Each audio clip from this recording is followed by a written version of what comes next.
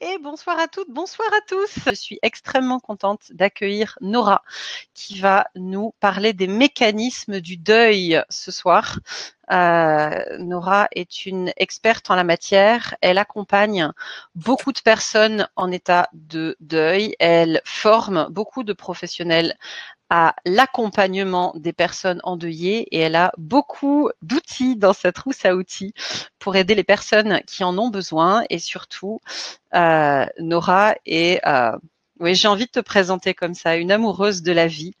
Et dans les échanges que nous avons eus pour partager, pour préparer cette conférence, les grands points qui m'ont marqué, c'est que le deuil n'est pas une maladie, que il faut se laisser le temps, qu'il y a un process et que on peut en sortir en étant encore plus vivant et encore plus amoureux de la vie que qu'au moment de la perte.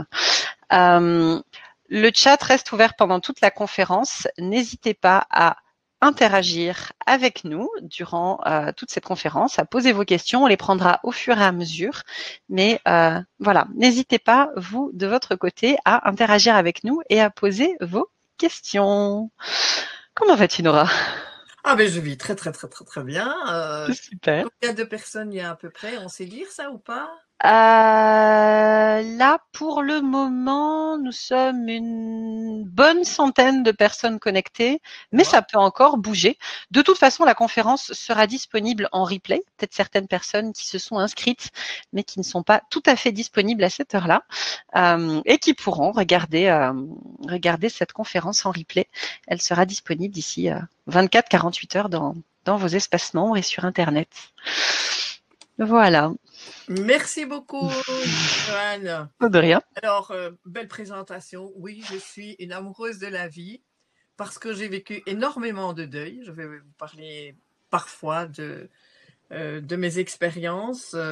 Et effectivement, je remercie infiniment Joanne, Hortense et l'Académie Nouvelle Vie parce que c'est la première fois que je viens. Et puis, je suis infiniment contente de savoir qu'il y a déjà une centaine de personnes. Parce que si des personnes ouvrent leur ordinateur, prennent du temps pour s'asseoir et écouter quelqu'un qui va leur parler d'eux-mêmes, mais de moi aussi, leur donner un petit peu mon trajet, parce que moi, je vais parler à partir de mes expériences, mais pas que, puisque je suis allée à l'université à 46 ans, j'en suis sortie à 53 parce que j'ai fait des rallonges, j'ai fait 2 diplômes. Et pour moi, quand je parle du deuil, je ne parle pas des morts, je parle du vivant, mais il faut bien passer par le mot mort pour pouvoir parler du vivant. Et c'est justement pour ça que c'est un projet qui me vient vraiment du fond du cœur, car moi, quand j'étais la première fois veuve, j'avais 28 ans, c'est il y a 45 ans à peu près, et il n'y avait rien. Il n'y avait pas de soutien, il n'y avait pas. La seule chose qu'on vous disait, qu'on m'a dit, que j'ai entendu, tu ne t'en remettras jamais, tu sais, avec 2 enfants, tu ne retrouveras jamais personne. Et puis, tu sais, c'est une blessure, ça va jamais se cicatriser. Alors, c'était pas spécialement joyeux, hein. Et puis, j'ai mis beaucoup d'années à patauger parce qu'on m'avait expliqué que je devais avoir de la culpabilité, puis que je devais avoir de la tristesse, et moi, je me retrouvais pas du tout là-dedans, donc j'ai tout basculé. J'ai dit, ben tant pis, on verra bien. Mais j'ai vraiment croqué dans la vie en me disant, moi, je ne peux pas rester comme ça après avoir perdu mon mari à 28 ans, il avait 31 ans, j'avais 2 petits-enfants. Bon, j'avais pas de diplôme, j'avais pas d'études, j'avais pas de santé, j'avais pas d'assurance et j'avais pas d'appartement. C'était total, quoi. Donc, si vous me voyez sourire comme ça aujourd'hui, je peux vous dire que j'ai traversé quand même des sacrées zones d'ombre, des difficultés. Et puis, par après, beaucoup de personnes me disent, t'as refait ta vie. D'abord, on ne refait pas sa vie, mettez ça de côté. On ne refait pas sa vie. On a une vie qui continue, qui avance, et nous faisons d'autres rencontres, nous faisons d'autres expériences. Mais il ne faut pas croire que la première expérience, ou la deuxième, ou la troisième, ou la quatrième seront les mêmes. Pourquoi? Parce qu'on est tous uniques. Alors, ce soir, hein, je vous dis que mon projet de cœur, c'est vraiment de vous accueillir chacun, chacune, comme être unique. C'est un peu difficile de vous voir qu'à travers un tout petit point vert, la webcam, pour essayer de contacter avec vous, mais je suis toute fébrile, je suis enthousiaste de voir qu'il y a tant de personnes qui sont intéressées. Alors ces personnes-là, certainement qu'elles ont eu déjà vécu des choses douloureuses, des choses difficiles, des choses souffrantes. Et puis là, moi je suis très, très, très, très touchée par vous. Je suis très sensible et j'ai de l'émotion en vous disant bienvenue. Bienvenue, soyez les bienvenus ici ce soir et je suis prête à vraiment vous donner le meilleur de moi-même, le meilleur de ce que j'ai récolté au cours de mes années d'université, de tous mes deuils, parce que j'en ai eu pas mal. J'ai perdu mon fils il y a 12 ans et c'était dramatique dans un accident de moto. Et voilà, je suis là pour vous, mais pour moi aussi, parce que je ne vais pas m'oublier, parce que j'ai constaté qu'au fur et à mesure de la vie, plus je m'occupais de ma vie intérieure, plus je m'occupais de mes blessures intérieures, plus je m'occupais de mon enfant intérieur et plus j'étais vivante. Et même si j'ai traversé de nombreux deuils, à chaque deuil, c'était pas du tout pareil. Au dernier, c'était mon troisième mari. Une personne m'a dit, mais tu dois être habitué maintenant avec tous les hommes que tu as perdus. Et j'ai répondu, non, c'est jamais la même chose. Jamais. Et si on a eu des deuils dans l'enfance, dans l'adolescence, dans l'âge adulte, ces deuils vont ressortir. À chaque deuil, ça va un peu revenir si on n'a rien fait. Même si on a refoulé, on a mis ça dans une caisse, on a mis ça dans le garage et on ne veut plus rien voir, on a dénié la chose, il n'y a rien à faire, ça va remonter. Et c'est ainsi qu'au dernier deuil avec mon fils, ça a été vraiment cataclysmique. Mais j'en suis quand même sortie et je sais qu'il m'aime, je sais que toutes les personnes que j'ai perdues m'aiment et je les aime. Et cet amour n'a fait que grandir, n'a fait que s'intensifier, se densifier. Et c'est pour ça que ma croisade, c'est ces liens intérieurs que nous avons créés sur la terre, eh bien, ils ne meurent jamais. Ils sont là pour l'éternité. C'est ça dont je vais vous parler aujourd'hui. Pourquoi apprendre à connaître les mécanismes du deuil? Pourquoi? Vous allez me dire, ça ne va pas changer. Non, ça ne va rien changer. Ça, je vous assure, ça ne va pas faire que vous n'allez pas souffrir. Ça ne va pas faire que vous n'allez pas avoir difficile. Ça ne va pas faire que ça va aller beaucoup plus vite. Ça va peut-être aller un peu plus vite.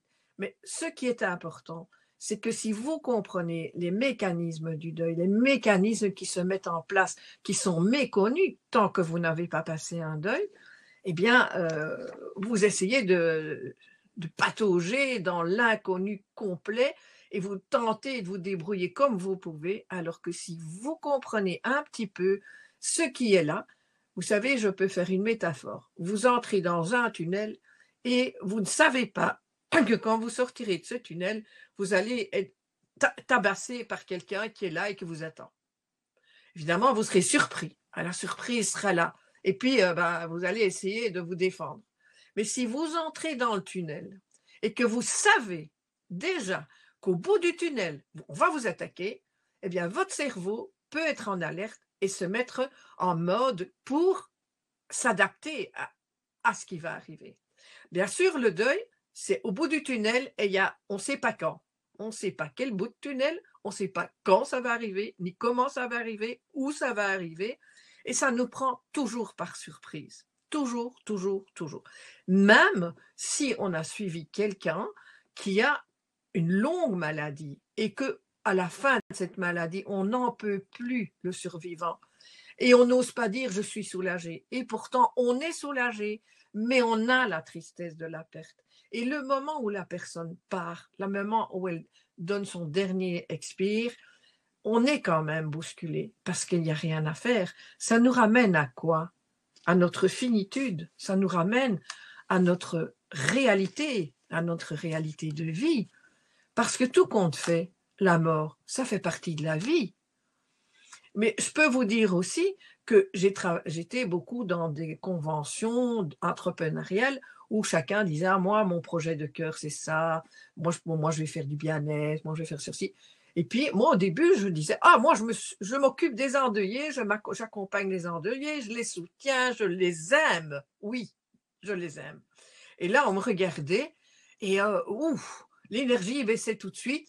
Et puis, moi, je me dis, mais enfin, qu'est-ce que je suis en train de faire? Alors, régulièrement, j'avais des doutes, régulièrement, en me disant, non, non, non, non, Nora, ça ne va pas aller, ça. Et pour finir, je me disais, mais si, mais non, mais si. Donc, je ne suis pas entrée là-dedans, comme ça, de plein pied, avec une joie exubérante. Je vous préviens tout de suite. J'aurais nettement préféré travailler sur la parentalité bienveillante, par exemple, ou consciente. Ça, c'était un peu plus ronflant pour moi. Mais chaque fois, la vie me rappelait à l'ordre. Dans les 24 heures ou dans les 3 jours, j'avais quelqu'un qui mourait et dont on avait besoin de moi. Ou on m'appelait pour dire, Nora, il y a quelqu'un qui m'a dit que tu t'occupais, ok. Donc, au fur et à mesure de cette vie, je me suis dit, c'est ça mon chemin, et j'y ai pris goût, et j'ai senti cette vibration de vie, cette vibration d'amour, et je me suis dit, mais c'est ça que je veux transmettre. Bon, je suis plus toute jeune, comme vous pouvez remarquer, hein, mais dans ma tête, ça va très très jeune. Et j'ai envie de transmettre, mais vraiment de transmettre le maximum que je puisse avoir pour que d'autres personnes puissent transmettre à leur tour, pour que les endeuillés puissent se mettre debout, puissent avancer et puissent se dire, mais oui, d'accord, je suis descendu dans les plus profonds gouffres de la souffrance, de noir, et que je n'ai pas su remonter, mais je sais, on me l'a dit. Moi, je vous dis, oui, vous pouvez en sortir. Il n'y a que 5% de 60%, de 40% de personnes qui ont des deuils pathologiques. Donc, ça veut dire qu'il n'y en a pas beaucoup. Et ce qu'on dit dans la médecine, bon, après 6 mois, vous pleurez encore, deuil pathologique. Bonjour, après 6 mois, c'est à peine si vous avez mis le pied dans le deuil. Et donc, on dit deuil pathologique. Et qu'est-ce qu'on fait? On vous donne des antidépresseurs, des anxiolytiques, des somnifères. Et là, bien, vous vous mettez à distance du deuil. Attention, attention, je n'ai pas dit qu'il ne fallait pas prendre ces médicaments s'ils vous sont prescrits, parce que pour certaines personnes, c'est une nécessité pendant un certain temps qui ne doit pas être trop long. Mais le deuil, nous avons tout ce qu'il faut. Nous sommes outillés à l'intérieur pour traverser cette expérience, puisque c'est une expérience universelle, humaine. Donc, si le Créateur nous a mis à vivre cette expérience et qu'il ne nous a pas mis les outils, ben alors, c'est pas un chouette Créateur, il faudra qu'il recommence, hein, parce que franchement, or, il nous a mis les outils. Tout est à l'intérieur de nous. Le problème, c'est que ces outils, c'est tout ce qu'on a reçu, eh bien, ça s'est enfoui, ça s'est étouffé par toute notre vie, par tout le travail, surtout dans les pays occidentaux où la mort est vraiment un tabou. Et la mort est déniée. Alors là, on est super outillé pour dénier la mort, et donc, là, ça, on l'utilise, parce que notre mental, il est là et il nous aide bien à dénier. Et pourtant, dénier, on en a peut-être besoin. Et donc, je reviens à mon histoire de deuil. Le deuil, nous sommes outillés. Nous avons tout ce qu'il faut à l'intérieur de nous. Quand vous vous blessez, vous vous mettez un petit sparadrap, ça guérit tout seul. Mais si vous vous blessez et que vous avez une grosse brûlure, il faut aller à l'hôpital. Il faut une aide. Il faut des soins. Et donc, dans le deuil, on ne va pas avoir des petits deuils et des grands deuils. Hein. On est en deuil. On ne va pas dire « Ah, mais celui-là, il est plus souffrant et celle-là, elle a moins souffert et ce deuil-là, on va plus souffrir. » Non, on ne peut pas évaluer le deuil. Il n'y a aucune échelle de deuil, aucune évaluation. Pourquoi? Mais tout simplement parce qu'il y a un peu plus de 100 personnes ici présentes. Vous êtes unique. Joanne, tu es unique et je suis unique. Et ça, on le sait, puisque quand il y a quoi que ce soit qui arrive, on prend notre ADN et s'il y a juste un petit bout de peau ou un cheveu, on nous retrouve sur 8 milliards de personnes. Et en fait, on oublie ça, qu'on est unique. Mais on est unique dans notre diversité. Alors, moi, je ne vais pas vous donner une conférence sur le deuil. De telle à telle date, ça va aller. De tel à tel jour, ça va faire comme ça. Je vais vous donner des pistes. Je vais vous donner des orientations. Je vais vous donner des possibilités de discerner dans quoi vous vous trouvez pour pouvoir avancer, pour pouvoir comprendre ce qui vous arrive. Donc, ce soir, nous sommes tous uniques, tous diversifiés, et nous sommes en même temps en communauté. Nous sommes aussi un dans la communauté mondiale.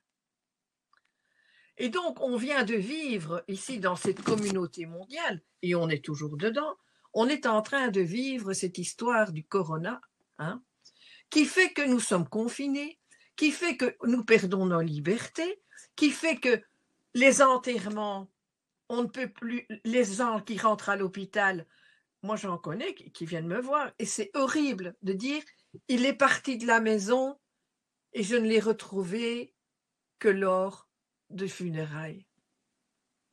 Et là, on a vraiment un problème de santé mondiale parce qu'on n'a pas pu soit accompagner les personnes qui sont en train de mourir, soit être accompagné soi-même, soit vivre cette expérience de vie dans une communauté. On a fait de ce deuil, une chose intime et privée, tellement intime et privée qu'on ne sait plus du tout comment ça fonctionne. Et donc, mais c'est intime, c'est à toi, c'est bon. Mais non, c'est une affaire sociale, le deuil. Parce que quand on perd quelqu'un, un être cher, ça impacte tous nos corps, toute notre vie. Mais on n'est pas conscient de ça. On l'apprend au fur et à mesure qu'on avance dans ce chemin. Mais le savoir, ça peut nous permettre de se préparer et de dire, voilà, je pourrais faire ça, ou je pourrais faire ça, ou je pourrais faire ça. Bien que vous soyez unique, vous n'allez pas tous le vivre de la même manière, mais vous allez pouvoir, dans une panoplie de choses que vous pouvez faire, eh bien, trouver celle qui vous convient le mieux. Donc, au niveau du deuil, je voudrais juste partager le fait que nous sommes dans cette situation de Covid et de confinement, non pas pour parler du confinement ni du Covid, mais de ce que vivent les personnes qui perdent des êtres chers. C'est terrible. Et donc, aujourd'hui, on parle plus du deuil dans des conférences. On commence à parler. Il y a une grande conférence qui s'appelle « Et si on parlait de la mort ?» Très, très chouette. Voilà. Si on parlait d'abord de la mort. Alors, pour moi, la mort, on est par le biais de la mort. Alors, je ne vais pas comprendre tout de suite, mais à mes élèves, parce que j'ai été prof pendant 15 ans, je disais, vous savez, quand le spermatozoïde, il s'élance, hein, et qu'il trouve rien, il meurt. Quand l'ovule, elle s'ouvre et qu'elle dit, oh, bon, moi j'attends, elle n'a rien, elle meurt. Donc, vous voyez que là, déjà, ça commence. Bon, ça commence déjà là. Alors, le spermatozoïde, il rentre dans l'ovule. Ok, chouette, on se démultiplie. Merveilleux. Non, mais c'est pas sûr qu'on va arriver à la maturité. C'est pas sûr que dans ce beau petit cocon de la matrice de la maman, on va sortir. Donc, c'est une expérience qui peut durer quelques heures ou 100 ans.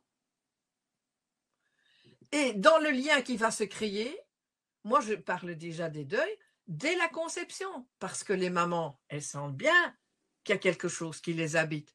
Et quand ça sort pas au bon moment, c'est horrible. Parce que c'est chargé de toutes sortes de projets, d'aventures, d'amour, de transmission. C'est chargé. Or, ça fait pas très longtemps qu'on s'occupe de ces deuils-là. Et donc, moi, je m'occupe dès ces deuils périnataux jusqu'au deuil de la fin. Parce que là, il y a quelque chose qui se passe. Et je disais, donc la vie et la mort sont continuellement imbriquées et intriquées. Il y a des personnes qui vivent la mort, comment qu'on appelle ça? La mort, l'ennemi, attends, une mort clinique et qui se voient sortir et puis qui reviennent. Une NDE, Et Near puis, Death ouais, Experience. merci. La De rien. NDE, ils se voient sortir, ils reviennent, mais ils ne sont pas morts puisqu'ils sont revenus. On croit qu'ils sont morts, mais non. Mais ils peuvent déjà nous donner une petite impression. Et puis, ils peuvent nous montrer qu'effectivement, c'est le corps qui va rester ici, c'est l'enveloppe, c'est les vêtements, c'est tout ça qui va se déposer ici. Mais ce corps qui nous enveloppe, eh bien, ce qui est dedans va continuer à vivre puisqu'on a créé une relation. Nous sommes des êtres fondamentalement relationnels. Fondamentalement. Nous avons besoin de relations. La preuve, avec les réseaux sociaux, les Facebook, les machins, etc., nous avons besoin de relations. Et on est autant avec tout ce qu'on a pour relationner, on n'a jamais été autant seul. Et on est dans cette solitude qui nous apprend que effectivement, nous sommes seuls à l'intérieur. Nous sommes seuls à l'intérieur. Mais nous sommes en contact, en liaison. Et dans le deuil, dans la perte d'une personne par décès, c'est une brisure de ce lien.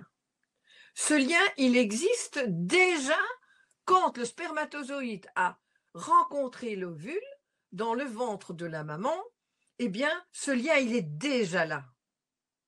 Et j'aime bien de dire ça parce qu'on n'est pas très conscient de tout ça. Ce lien, il est déjà là. Et donc, à quelques moments que ce soit, que cette petite chose ou cette moyenne chose ou cet adolescent s'en aille, c'est une blessure relationnelle. Le deuil n'est ni une maladie, il n'y a pas d'attelle, il n'y a pas de plâtre, il n'y a rien. Le deuil, c'est une histoire de vie. Et une histoire qui fait très mal. Très, très, très, très mal pour certaines personnes. Alors, je donne un peu une histoire. Hein. Les 2 tours en Amérique, quand il y a eu les attentats, il y a eu environ 4000 personnes et on a travaillé, il y avait environ 40 000 morts. Et on a débloqué des subventions pour travailler dans les universités, pour travailler sur comment accompagner les endeuillés. Parce que, en fait, on était vraiment très dépourvus. On n'avait que ce fameux modèle d'Elisabeth Kubler-Ross, qui est le déni, le choc, la tristesse, la colère, le marchandage, etc. 5, 7, 9 étapes. Mais ce n'était pas destiné aux endeuillés. Le modèle était destiné à des personnes qui étaient en fin de vie. Et il fonctionne très bien, ce modèle, pour les personnes qui sont en fin de vie. Mais il n'a rien à voir avec les personnes qui survivent à la perte de l'être cher. Et c'est ça qui est important. Mais on a batifolé tout là-dedans parce qu'on n'avait rien d'autre. On n'a jamais très bien compris pourquoi ça a tenu 60 ans. Mais en même temps, avec ces 2 tours-là, ces attentats, on a découvert comment ça fonctionne le deuil, comment ça fonctionne le psychisme, le corps, après avoir perdu des gens qu'on aime.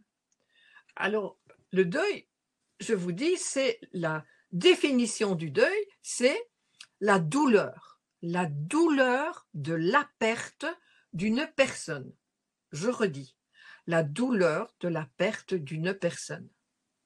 Or, on a fait de ce deuil un truc, hein, je vous dis, t'es en deuil de ta maison qui est tombée, t'es en deuil de ta voiture qui est foutue, t'es en deuil de ton licenciement, t'es en deuil de ton allaitement, mais t'as fini, il est grand, il doit plus s'allaiter, t'es en deuil de toutes sortes. Alors, on va venir me dire, oui, mais il y a aussi le deuil amoureux. On va y passer tout de suite. Tous ces deuils-là, aujourd'hui, on ne va pas s'en occuper et je n'en fais pas l'économie. ce n'est pas pour les rejeter, c'est pour les mettre à part un tout petit peu, parce qu'un endeuillé, quand il entend que lui, il est en deuil de la personne qu'il aimait, et qu'on lui dit, mais moi j'ai perdu, j'ai fait faillite, il peut pas. Qu'on lui dit, j'ai le deuil de tout ce que j'ai gagné. Il peut pas. C'est pas possible. Il se dit, mais non, attends, moi j'ai perdu ma plus chère femme, mon plus cher mari, mon plus cher enfant. Et Louis, il me dit qu'il a perdu de l'argent, mais l'argent, on n'a pas un lien avec l'argent qui vous répond, chérie, je t'aime tous les matins. Hein. Donc, on va mettre ces deuils-là bien au chaud, les deuils d'animaux bien au chaud. Je ne les rejette pas. Pourquoi? Parce que quand on va venir avec ce genre de deuil et qui est difficile à traverser, eh bien, on sait très bien que derrière, il y a autre chose qu'on n'arrive pas à toucher. Donc, je n'en fais pas l'économie, mais aujourd'hui, je les mets dans un petit coin bien gentil, là, sur le côté, et je m'occupe de la perte de la personne par décès. Et ça, c'est aussi pour vous honorer, pour rendre hommage à ces personnes et pour honorer votre souffrance. Alors, oui, j'honore votre souffrance. Oui, c'est sûr, parce que c'est ça qui va vous amener à vous transformer. Donc, le deuil, c'est bien compris, c'est la douleur de la perte d'une personne chère. On est d'accord? Si je dis, je dois faire le deuil, j'ai pas fait le deuil, comment je fais mon deuil? Mais ça marche pas. Comment je fais ma souffrance? Comment je fais je fais ma souffrance? Ça marche pas. Mais si je dis, je suis en deuil, je suis souffrante, je vis de la souffrance, je vis la douleur, je vis tout mon corps me dit que ça fait du mal. Ça marche, hein? Donc, le deuil, c'est essentiellement réservé à ça et accessoirement réservé au reste. Et donc, pour le moment, on va dire, voilà, je perds une personne que j'aime. Et ici, avec vous tous, je vais vous poser une question quand je vous aurai parlé un peu de la mort. Est-ce que c'est facile pour vous de dire le mot mort? Alors, je vais vous poser cette question. Est-ce que c'est facile de parler de la mort? Voilà, vous êtes en réunion, une petite soirée, une petite fricassée, une petite pizza, et puis vous commencez, ah oui, mais moi, la mort, franchement, est-ce que ça marche? Alors, je vous demande de répondre par un mot ou deux mots, pas racontez-moi pas toute votre vie, mais donnez-moi un ou deux mots. Est-ce que c'est facile de parler de la mort en prononçant le mot mort? Eh ben, écoute, il y a du ah non, pas du tout, non, et puis il y a aussi du oui, du ça va. Ça va. Maintenant, oui, donc effectivement, il y a probablement eu Michel qui a fait un trajet certain autour de ça. Il y a eu de très très beaux. Oui, mais l'entourage n'est pas réceptif, dit Aurélie. Oui. Il y a eu beaucoup de témoignages de grande paix, de grand soutien, de grande gratitude et de grande résilience de certaines personnes qui nous écoutent ce soir et qui effectivement reconnaissent vraiment dans ce qu'elles ont vécu à travers leur deuil d'une certaine façon un cadeau. Probablement que ces personnes-là seront plus à l'aise à parler du deuil que d'autres. Ouais, il y a un peu des deux. L'entourage est choqué. La mort, je parle facilement, mais je constate que les personnes qui m'entourent n'aiment pas trop. Donc effectivement, il y a certaines personnes qui n'osent pas par rapport aux réactions de leur entourage, même si elles s'autoriseraient à le faire. Je constate que les enfants ne comprennent pas quand on dit la personne est partie. Et c'est important pour eux d'entendre le mot mort. Attends. Ça, c'est autre chose. Ça, j'arrête tout de suite et je réponds à cette question-là. Ça va. La mort pour un enfant n'est pas du tout, mais pas du tout perçue de la même façon qu'un adulte. Et elle est perçue selon l'âge, selon l'évolution. Et un enfant, on ne va pas lui dire, il est parti en voyage, il est dans le ciel, il est dans le paradis, et tout ce que vous voulez, hein, ça ne fonctionne pas chez l'enfant. Au contraire, il a son processus de deuil qui se met en route, parce qu'il est un enfant, c'est à peu près le même processus, mais qui va être en miroir avec le processus du parent. Parce que si le parent n'exprime pas ses émotions, il va dire à son chouchou, mais ne pleure pas, ça va aller. Or, ça, c'est du mécanisme de défense. Et donc, moi, j'apprends aux parents à prendre leurs enfants dans les bras chez moi et à pleurer ensemble. Et ça fait un bien fou. Et un enfant, il n'a pas la notion du symbolisme, de la métaphore. Donc, un enfant, je vais vous demander de mettre ici dans le chat, comment vous parleriez de la mort à un enfant?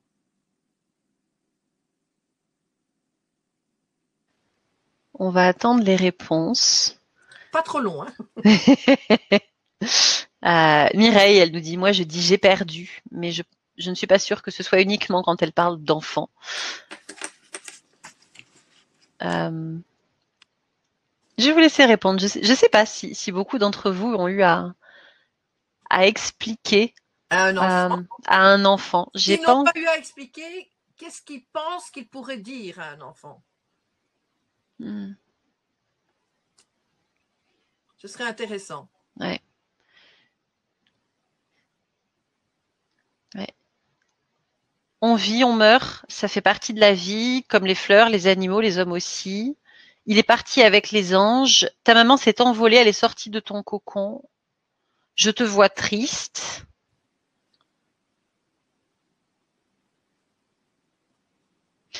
Moi, elle a quitté ce monde. Nadia qui dit, je n'ai pas d'enfant, mais j'imagine que je lui dirai toute la vérité comme à un adulte. C'est-à-dire? Ah ben, Nadia, je vous laisse préciser du coup. Michel dit qu'il est parti dans un autre monde. Ça ne m'est jamais arrivé, mais je crois que je ne saurais pas le faire. Très intéressant. Dieu l'accueille dans sa maison. Il est monté au ciel rejoindre papy ou autre, une personne qui est déjà décédée. Papy est mort, on ne le reverra plus, mais il reste dans nos cœurs et on peut penser à lui et continuer à parler de lui. Moi, j'avoue que je le prendrais comme ça aussi, je crois. La fin de l'histoire du corps et la suite de l'histoire de l'âme. Ça dépend peut-être de l'âge de l'enfant. En lui disant la vérité, ouais. Alors, je vais reprendre la main. L'enfant, il lui faut du concret. Dieu l'accueille dans sa maison, je vais vous dire, c'est pas concret. Je ne critique personne. Vous avez fait avec ce que vous aviez. Et ça ne fait pas très longtemps qu'on sait comment il faut en parler aux enfants. Il faut se dire qu'au siècle dernier, les enfants étaient là au pied du lit du papy mourant, de la mamie mourante qui était dans la salle à manger, et qu'eux, ils voyaient très bien ce qui se passait. Il y a très longtemps, hein, parce que il y a quelques années, non, les enfants, on les retirait, on les enlevait. Il ne faut pas qu'ils voient, il ne faut pas qu'ils sachent. Alors, qu'est-ce qu'on a fait? On a construit avec notre mental d'adulte, hein, il est parti avec les anges, d'accord? C'est quoi un ange, maman? Il est parti, mais s'il est parti, il va revenir, puisque de toute façon, quand on dit on part en voyage, on revient. Il y a tout ça qui travaille dans la tête de l'enfant. Alors, c'est important de lui dire, bon, ton papy, ta mamie, ta maman, ton papa, ton frère, ta sœur, tu vois, son cœur avait cessé de battre. Il ne pouvait plus respirer. Donc, toi, tu le voyais, tu pouvais lui parler, il pouvait te faire des câlins, il pouvait te faire à manger, il pouvait te mettre au lit, il pouvait te raconter des histoires. Ça, c'est terminé. C'est pour toujours. Il reviendra jamais. Non, il reviendra jamais. Ça, c'est le corps, parce qu'il avait un corps, tu vois. Il avait des yeux, il ouvrait, il fermait ses yeux, il entendait, il pouvait... Son nez, il te respirait, toi, tu te blottissais. Tout ça n'aura plus lieu. Mais il y a quelque chose que la personne a dit, hein, il est dans ton cœur. Parce que si maintenant, tu fermes tes yeux et que tu penses à ton papy, à ta mamie, à ta maman, qu'est-ce que tu vois? Et c'est là qu'on pourra voir que les enfants, soit ils ont des images douloureuses, et là on va les aider, soit ils disent « Ah mais je joue avec lui ». Eh bien, j'ai dit, ça, tu vas le garder. Et tu vas garder ça très, très, très, très, très longtemps. Et l'enfant, il va passer par des phases comme ça, avec l'évolution du cerveau. Et on peut très bien le retrouver à une trentaine d'années, qui s'écroule complètement à un enterrement de quelqu'un qui ne connaît ni d'Ève ni d'avant, ni d'Adam, et qui tout d'un coup se rend compte qu'il n'a pas pleuré la perte de son papa quand elle avait 15 mois. Et qui dit, mais ça m'habitait. Ou qui n'a pas pleuré à l'âge de l'adolescence. Parce que les adolescents, ils ne veulent pas qu'on voit ça. Hein. Non, c'est très, très, très paradoxal. Je ne vais pas parler trop des adolescents parce qu'il me faudrait toute une conférence là-dessus. Donc, l'important pour les enfants, ça dépend de l'âge, bien entendu, mais l'enfant, il veut du concret. Si on lui dit, on avait dit à une petite fille, et c'est quoi la mort pour toi? C'est comme la vie, hein? Tu joues au jeu de loi et quand tu as fini, c'est fini le jeu, tu meurs et c'est terminé. C'est aussi clair que ça pour eux. Quand mon fils a perdu, je peux donner ce témoignage puisque ça me concerne, quand il a perdu son papa, il a dit, de toute façon, j'ai bien entendu tout ce qu'il disait, il avait 6 ans. J'ai bien entendu tout ce qu'il disait, puisque moi, je ne pouvais pas l'avoir, je m'occupais de mon mari, et il était chez des oncles et tantes. Il dit, mais j'ai bien entendu, tu sais, maman, c'est pas vrai qu'il est fort malade, hein, il est mort, hein. Et je dis, oui, mon chéri, il est mort, ok. On ira porter des glaïeuls rouges sur sa tombe et on ira chercher un nouveau papa. C'est ça un enfant. Ou bien un ado qui dira, ah surtout pas, hein, pas de nouvelle mère, pas de nouveau père, etc. Donc on va avoir tout ça dans l'enfant. C'est une vraie marmite, hein, et qu'on va traîner quand même si on ne le travaille pas. Donc tout ce qui est métaphore, tout ce qui est symbolique, tout ce qui est spirituel, tout ça, nous, ça marche très bien. Ça nous apaise, ça nous calme, mais pas eux, pas eux. Donc voilà, ça, je ferme la parenthèse pour les enfants parce que j'y tiens très fort et que j'ai beaucoup d'enfants qu'on vient m'amener parce que je suis là professionnelle et puis, non, mais il me faut le parent avec, hein, pour pouvoir voir comment ça se passe. Donc, je vais continuer. Le deuil, donc, est un processus naturel intérieur de cicatrisation et qui se fait chez tout le monde. Il est inconscient, nous n'avons pas de contrôle dessus, il se met en place. Sauf que il peut être freiné, il peut y avoir des blocages. Alors tout à l'heure, je vous parlais de paroles pas mal intentionnées, mais des paroles qui disent, mais écoute, tu dois tourner la page. Oui, et si la page n'est pas remplie, tu vas la tourner et puis tu vas te dire, je regarde tout à l'intérieur de moi, je ne parle pas, je ne dis rien, je garde mes émotions. Mais tourne la page, distrais-toi, change-toi les idées, alors que vous n'avez absolument pas besoin de ça. Vous avez juste besoin, certains, de rester seuls, d'autres, qu'on l'aide à aller promener ou qu'on l'aide à faire ses courses. Voilà, c'est chacun, puisqu'on est unique. Donc, quand le deuil frappe à notre porte, d'abord, on ne sait jamais quand c'est, ni rien, et ça nous saute à la figure. Alors, on a deux façons de vivre le deuil. On a le deuil qui a commencé déjà avec une maladie longue, le deuil qui a commencé avec tout ce qui est sénile, Alzheimer, etc., qu'on va appeler le deuil blanc, parce qu'il y a des étapes qui se passent comme ça. Il y a la relation se détricote, se dilite. Et donc, on va appeler ça le deuil blanc. On se prépare. Mais le moment arrivé, il ne faut pas croire que ça ne fait rien. Hein. Et ça ne fait pas moins mal. Ça fait très mal, mais ça va peut-être faire moins mal, moins intensément, moins densément, parce qu'on s'est préparé.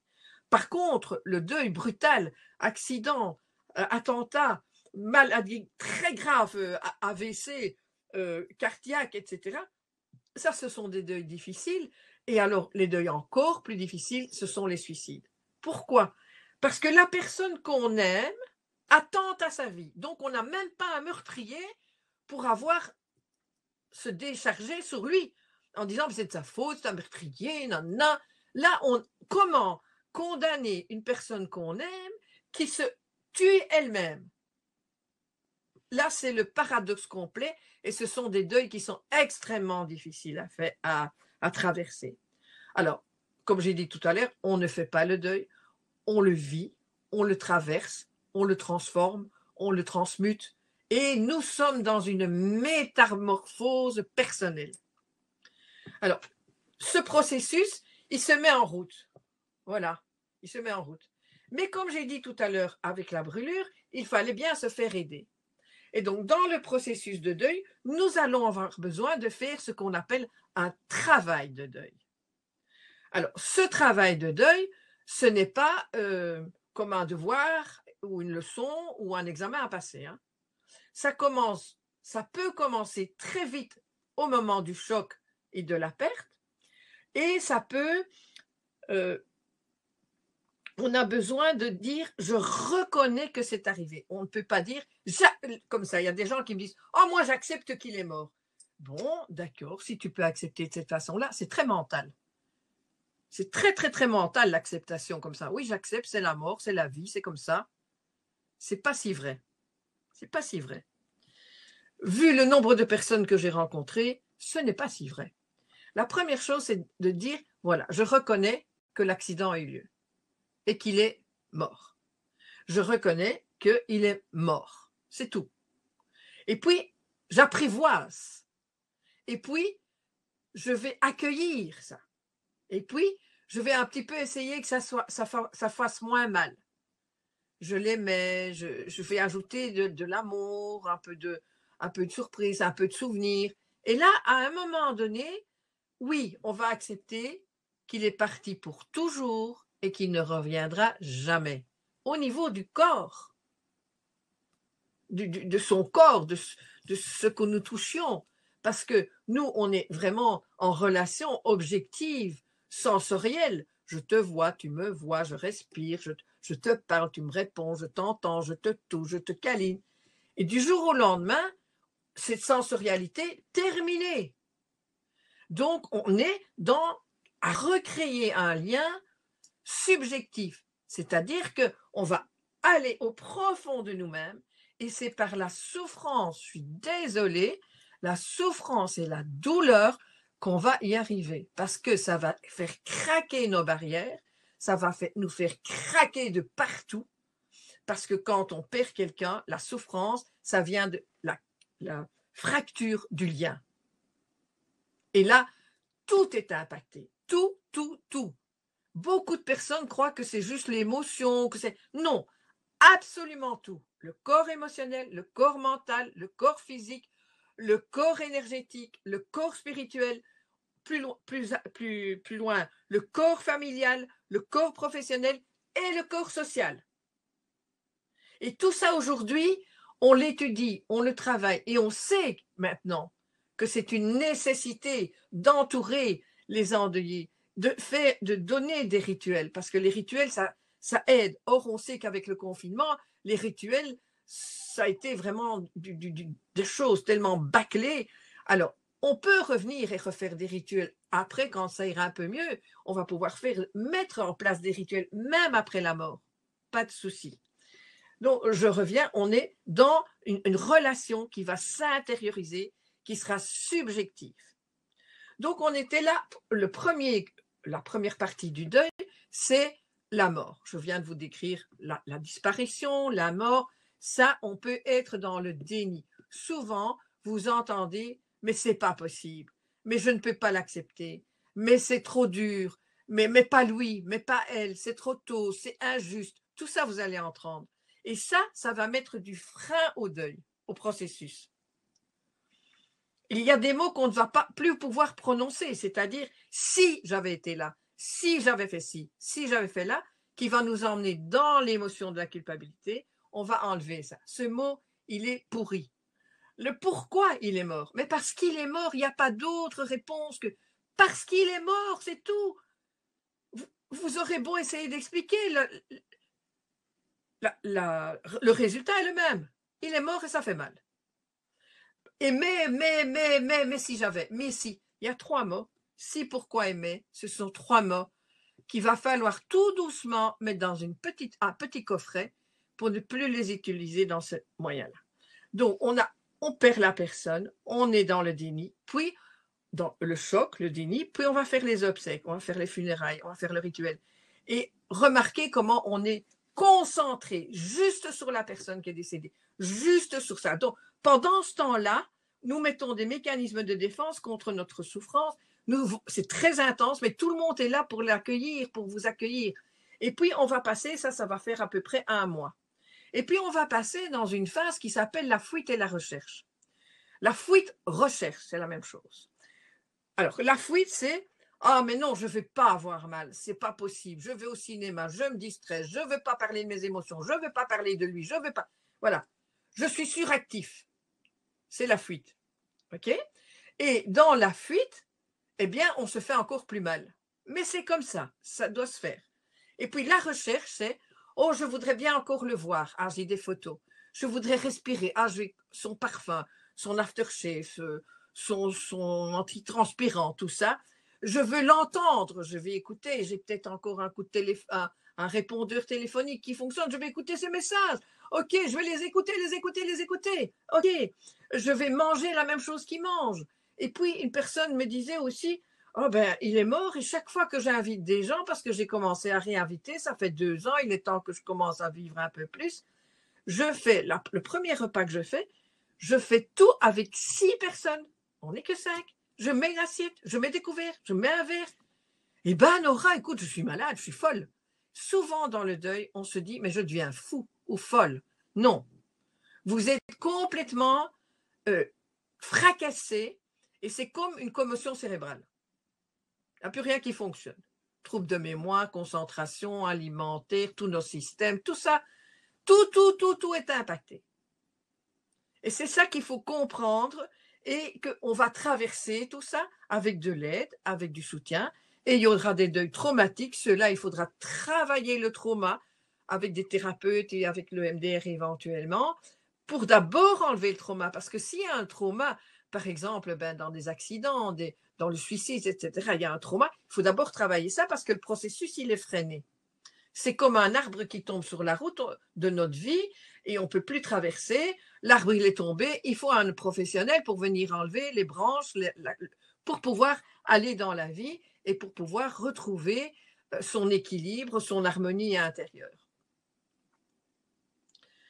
Donc, on en est à la deuxième phase, fuite, recherche. Ça va prendre 1 an et demi. Et on va voir très fort dans cette fuite-recherche. Non, ce n'est pas vraiment la fuite-recherche où on va rester 1 an et demi. Mais cette fuite et cette recherche, ça va être comme ça, quelque chose qui bascule, qui paradoxe. Et au travers de ça, on va pouvoir dire, mais oui, il est mort, il ne reviendra plus jamais. Et on va travailler là-dedans, on va nager là-dedans. L'émotion est très intense, la douleur est très intense, mais en même temps, on a encore des souvenirs, on a tous les gens qui sont autour de nous, on est accompagné. Donc, ça va très mal, mais quand même, on est accompagné. Et après cette période de 4 à 6 mois, 8 mois, on voit vraiment une déclinaison, un down qui se met en place et on croit que c'est encore pire qu'avant. Pourquoi? Parce que c'est en train de s'intérioriser. Et donc, des personnes parfois me disent « Mais c'est pire qu'avant. » Attendez, je vais vous montrer quelque chose là. Avant, je suis là-dedans, donc on est dans cette deuxième période, fuite, recherche. Et dans ce temps de fuite, recherche, il peut arriver quelque chose qu'on appelle des signes. Des personnes qui disent « Ah, mais moi je l'ai vu. Ah, mais moi je l'ai senti. Ah, mais moi j'ai vu une libellule, c'était lui ou l'elle. Ah, j'ai vu un papillon en plein hiver. » Plein de signes comme ça. Alors là, je fais très, très, très attention à ce que je dis. C'est quelque chose qui est étudié aujourd'hui par des grandes universités. Il n'y a pas d'explication à avoir. Il n'y a pas d'analyse à faire. C'est juste une observation phénoménologique d'un phénomène qui nous parle à la personne qui voit ça, qui le vit. Et ça, c'est pour elle. Personne ne peut. Si tu as, Joanne, quelqu'un, tu dis, voilà, ma mère est morte, et ben, j'ai vu un papillon, c'était elle. Personne, mais personne n'a le droit de te dire que c'est elle ou pas elle. c'est toi qui le vis. Et dans toutes les personnes qui sont présentes, soyez sûrs que vous n'êtes ni fou, ni halluciné, ni que vous délirez. Et il y a des thérapeutes, je le sais puisque je suis des thérapeutes, qui pensent au délire. Il n'y a pas de délire. On est dans un choc qui a tellement ouvert toutes les parties intérieures de nous-mêmes et on n'explique pas ça, on le vit. On n'a jamais des ours ni des tigres qui viennent, c'est toujours quelque chose de léger, des plumes, des manifestations électriques. On ouvre son ordinateur et tout d'un coup, il y a une chanson, c'est justement ma chanson que je préférais. On est dans sa voiture, on est désolé, on est vraiment accablé, on ouvre la radio, hop, une chanson, une parole, un livre. Mais ça, c'est pour la personne qui est endeuillée. Et toujours, moi, je confirme toujours que c'est OK. Et ça rassure les personnes. Je dis, mais non, vous n'êtes pas fou. Vous ne pouvez pas devenir fou. C'est parce que vous avez besoin de ces signes. Alors, ces signes sont toujours apaisants. S'ils ne sont pas apaisants, là, il faut faire attention. Mais ils sont toujours apaisants, ils calment, mais ne permettent pas de faire l'économie de la souffrance. Je vais tout le temps y revenir. Désolée pour vous. Le deuil, c'est une souffrance, c'est une douleur. Il faut la traverser, il faut la digérer, il faut la métaboliser, il faut la transformer. Et pour ça, je vous donnerai une petite visualisation, une petite relaxation tout à l'heure. Donc, le deuil, on découvre tout compte fait que voici mon schéma. Vous voyez? Donc, ça commence ici. Vous êtes dans le deuil, ça monte, ça fait mal, ça descend, ça fait plus mal. Ah, on va un peu mieux, on va un peu moins bien, on va encore plus mieux, on va un peu moins bien. Et puis tout d'un coup, on est là. Là, on est vers 6, 8 mois, 10 mois, 12 mois. Ça, c'est l'horreur parce que tout le monde est parti, c'est le début. Les gens, ils reprennent leur vie. Et nous, on est là et on se dit, mais c'est pire qu'avant. C'est pas vrai que c'est pire qu'avant. C'est juste que ça va remonter progressivement. Alors, dans ce schéma-ci, je vous en donne un deuxième. Si on est en contact avec une deuxième personne, la rose, eh bien, vous n'allez pas vivre le haut et le bas en même temps. Il n'y a pas de synchronisation. Et donc, dans un couple, si on a perdu un enfant, disons que le rose, c'est la femme, le bleu, c'est l'homme, vous n'êtes pas synchrone au niveau de ce que vous vivez. Et là, on dit souvent, il y a 70% des couples qui divorcent après un deuil d'enfant. Mais on a oublié la fin de la phrase. C'est 70% de couples qui divorcent quand le couple n'allait déjà pas bien. Et c'est insupportable de vivre ça. Donc, le deuil, c'est une oscillation permanente. Je vais bien, je vais mal, je vais mieux, je vais moins bien, je vais plus mal. Voilà. Et ça peut durer. Ça peut durer encore des mois et des mois, mais ça devient de moins en moins intense. En admettant qu'il y a une troisième personne qui arrive.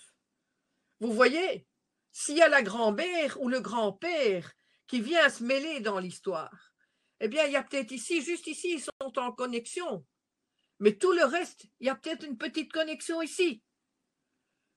Donc, ça, c'est très, très, très important dans le deuil parce que dans les successions qui est là dans une famille, ça ne se fait pas au même rythme, à la même intensité, à la même densité. Et chaque fois, il peut y avoir des dissensions qui vont se créer au moment des deuils et qui vont prendre toute la vie et qui ne se répareront jamais. Et c'est pour ça qu'il y a des thérapeutes systémiques qui peuvent remettre les familles ensemble pour pouvoir parler et bien comprendre qu'on ne s'est pas compris tellement c'était douloureux. Ça, c'est le deuil, il est en sinusoïde. On arrive à la troisième étape. Ça, c'est la déstructuration. Alors, vous entendez déjà dans le mot comme c'est génial. Hein? Et là, on arrive vers 12-15 mois. Et donc, vous voyez que le deuil, ça ne sait pas se finir après un an. C'est absurde. On a juste fait un cycle d'anniversaire, de fête, etc.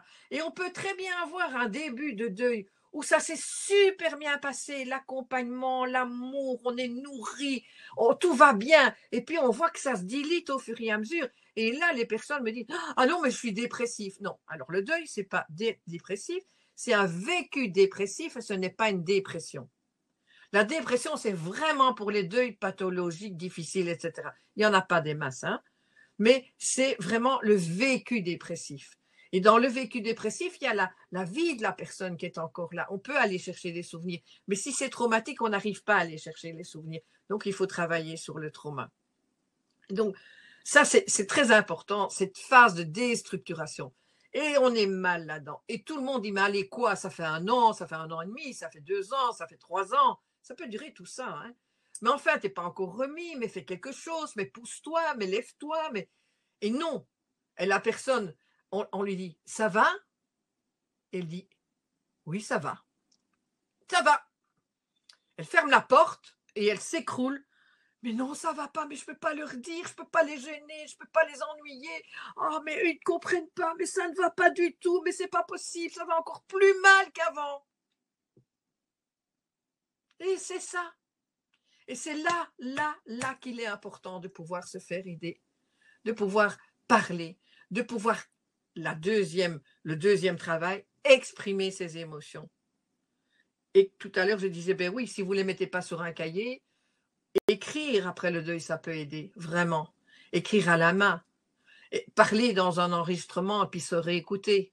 Aller au cimetière régulièrement, si on y va tous les jours au début, c'est pas un problème. Si on tapait ces murs de photos pendant 2 ans, c'est pas un problème. Ce qu'il faut dans le deuil, c'est que ça bouge. S'il n'y a pas de mouvement, là, on peut commencer à se poser des questions, mais pas avant 2 ans. D'accord? Et puis, on continue, on se déstructure, on ne sait plus qui on est. C'est à ce moment-là qu'on dit, mais je ne sais pas qui je suis, moi. Mais je ne me reconnais pas. Mais je ne suis plus le même. Mais j'ai jamais eu tant de colère. Mais j'ai jamais eu tant de culpabilité. Mais la honte, je ne connaissais pas. Mais enfin, c'est pas possible. Mais je ne peux pas rire. Si je ris, ça veut dire que je ne l'ai pas aimé assez. Donc, il faut que je continue à pleurer. Mais si je continue à pleurer, mais les autres, ils veulent plus de moi. C'est cette période-là. Et c'est cette période-là où il faut, c'est important de pouvoir être soutenu, accompagné, suivi, et l'extérieur doit pouvoir avoir de la patience, parce que la personne va peut-être raconter 50 fois sa vie, 60 fois sa vie. Mais ça va s'user. Mais c'est pas, vous savez, quand on est dans cette 3e période de la déstructuration, quand la personne, on lui dit ça va, ça doit aller maintenant, et qu'elle rentre chez elle et qu'elle dit non, ça va pas du tout. Elle est en dissociation constamment. Du coup, ça répond à cette chose du deuil, c'est qu'on est épuisé. On est fatigué. On n'en peut plus. Et pourquoi? Parce que tout ce processus est en train de se mettre, ça bouge à l'intérieur de nous, et le deuil, la compréhension qu'on a perdu, que ce lien est brisé, que ce lien est fini, qu'on ne le verra plus jamais, ça doit atteindre jusqu'au plus profond de la cellule. Ça prend un certain temps. Mais en même temps, ça ne veut pas dire que ce sera toujours aussi intense, aussi dense, aussi difficile. Il y a des choses qui commencent à pointer à l'intérieur et on peut une fois rire et puis on peut retrouver la joie en retrouvant un souvenir. Mais on n'oubliera jamais. Quand on a compris qu'on n'oubliera jamais, ça s'apaise, ça se calme. Et on peut vivre avec ça, mais on ne sera plus jamais le même ou la même. Et c'est tout ça le deuil de nous-mêmes, de nos images, de nos représentations, de nos masques sociaux. C'est ça qu'on va devoir arriver à apprivoiser, à accueillir, à attendrir pour accepter. C'est tout ce chemin du deuil, de la déstructuration. Et en même temps, dans la déstructuration, il y a quelque chose qui s'infiltre, tout doucement. Je veux me reconnaître souffrant, j'accepte que je souffre, mais j'ai de l'amour. Et l'amour va sous-tendre tout ça. L'amour va aider à avancer. La vie spirituelle peut changer. Tout peut changer. Tout, tout, tout, tout. On a des personnes qui étaient dans un travail, qui vont changer, des personnes qui vont refaire autre chose dans leur vie, qui vont déménager, c'est un temps qui peut prendre jusqu'à 5 ans. Il y avait une grande enquête en France où il y avait plus de 60% qui disaient qu'ils étaient encore en deuil après 5 ans. Or, après 1 an, 2 ans, allez, maintenant, il est temps que ça marche. Hein? Non, non, ça peut durer 3 ans. Le principal, il faut que ça bouge. Si, par exemple, pendant 1 an et demi, la personne ne touche à rien, qu'elle fait les poussières dans la chambre de son ado ou bien qu'elle laisse les pantoufles de son mari sur les tapis, il faut quand même tout doucement se poser des questions, mais tout doucement, lentement. Mais si ça se passe après 3 ans, il est temps de faire quelque chose. Ce sont des deuils bloqués. Les deuils peuvent être inhibés, ils peuvent être bloqués, ils peuvent être foulés, ils peuvent être mentalisés. Mentaliser, c'est du genre « Ah, il est mort, mais il a eu une belle mort. » Et toi, qu'est-ce que tu vis? Ben, il a eu une belle mort, tant mieux pour lui, il s'est endormi, c'est bien. Hein? C'est quoi ça? C'est toi qui ne peux pas aller dans ta souffrance. Parce que nous ne voulons pas souffrir. Mais nous souffrons. Donc, il faut peut-être arrêter de se dire qu'on ne va pas souffrir. Il faut peut-être apprivoiser cette souffrance. Et rien que l'apprivoiser, c'est comme un petit chien qui vient boire et qu'on ne répond pas à ses aboiements, eh bien, il s'apaise. Si on le regarde. C'est comme un enfant qui pleure. On va laisser les larmes couler parce que si l'enfant pleure et qu'on lui dit arrête, eh bien, c'est fini. Le pauvre enfant, il va faire des somatisations, etc. Donc, le deuil, il faut le prendre comme un enfant. Il faut nous prendre, nous, comme notre enfant intérieur. Et nous prendre vraiment, ça prend du temps de prendre soin de soi.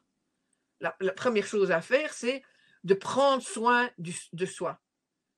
Et de se dire, bon, tu me dis ça, mais j'en ai rien à faire.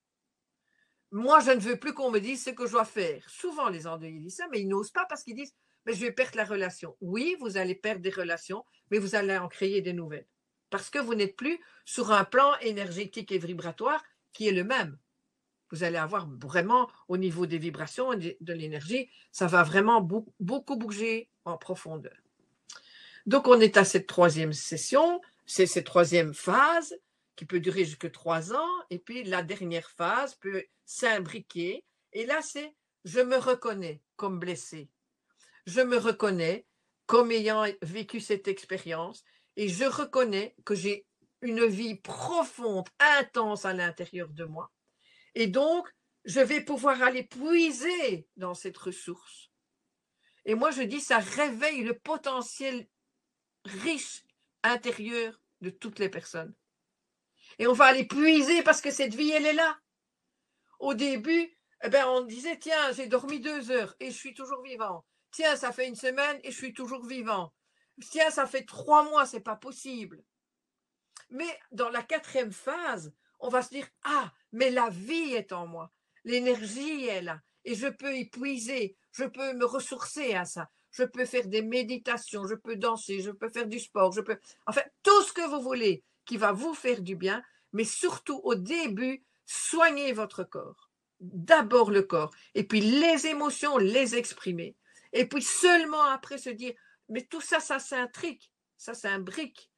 Donc, le deuil, c'est un travail à temps plein. Un travail à temps plein pour vous soigner, pour vous trouver, pour vous retrouver, pour enlever le masque. Et vous allez être différente. Et ça, c'est aussi un deuil de votre image, de votre représentation. Et donc, c'est tout ça, tout ce travail qui va être fait avec la certitude que ce processus est là et qu'il travaille pour nous. Et que ce lien qui s'est cassé avec le lien physique, il se fait tout doucement à l'intérieur, tout doucement, tout doucement, tout doucement, tout doucement. Et alors, on entend des personnes qui disent, mais moi, je lui parle tous les jours, il y a 20 ans qu'il est mort. Mais il n'est pas fou, elle n'est pas folle. Et beaucoup de personnes me disent, mais Nora, où tu vas chercher ton énergie? Je sais que c'est vrai que j'ai quand même un peu d'énergie, mais je vous dis que c'était pas comme ça quand j'ai perdu les personnes que j'aimais. Moi, j'étais plutôt du genre à m'écraser complètement. mais vraiment m'écraser. Et à la mort de mon fils, c'est pas difficile. Je me suis couchée, j'ai dit, là maintenant c'est bon, je peux mourir, je ne veux plus rien savoir. Je n'ai pris aucun antidépresseur. J'ai commencé à regarder des séries de télévision 24 heures chrono parce que c'était en heure là. Donc je faisais des 24 heures sans dormir. Et je me disais non, non, non, non, non, je ne prendrai pas. Parce que si moi, je veux suivre, accompagner, aider les personnes, il faut que moi, je traverse ça et que je comprenne comment ça fonctionne. Mais ce n'est pas pour ça que je ne dirai pas à quelqu'un ne prends pas des médicaments. Je ne dirai pas ça. Mais moi, je sais que c'est comme ça que j'ai fait. Et moi qui n'ai jamais regardé des séries, à l'époque, j'avais des paquets de séries comme ça que ma fille, elle m'apportait. Et j'ai vu plein de trucs. Et une fois que ça s'est apaisé, j'ai plus eu besoin du tout de séries. Je vous dis ça parce que je n'avais pas de télévision. Donc, il fallait bien nourrir quelque part. Donc, c'est un moyen aussi. On peut s'abrutir pendant un certain temps. C'est comme un mécanisme de défense. Je voulais dire aussi que dans la troisième période, ce qui se passe, c'est que les mécanismes de défense qui se sont levés inconsciemment à travers notre corps sont en train de s'abaisser. Et donc, on reprend une espèce de vie normale. Et c'est là que c'est très dur, parce que les mécanismes de défense qui étaient au début, produits par l'endorphine, la cortisone, etc., eh bien, tout ça, ça se remet en équilibre. Donc, et la quatrième phase, elle peut durer jusqu'à 5 ans. Et le deuil, on y touchera régulièrement. Régulièrement. Et ce n'est pas parce qu'on y touche régulièrement que c'est mauvais.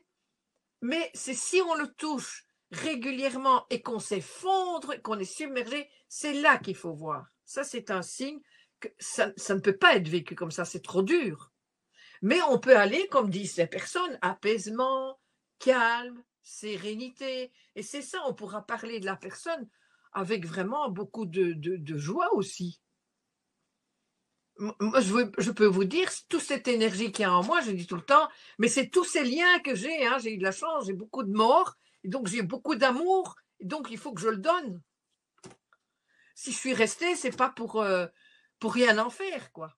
C'est pour que ça me traverse, c'est pour que ça traverse les gens, c'est pour qu'ils se sentent que eux aussi, ils peuvent avancer avec cet amour qu'ils ont vécu et toute cette intériorité. Voilà, donc on arrive à la quatrième phase et on arrive au quatrième travail du deuil, c'est-à-dire je me retrouve, je recommence à avoir des contacts avec les autres et je me réinsère dans le monde.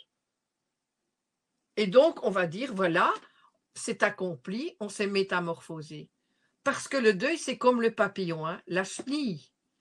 Pour devenir papillon, elle passe dans un espèce de cocon, on ne sait pas très bien comment elle devient là-dedans, c'est une espèce de marmelade, paraît-il.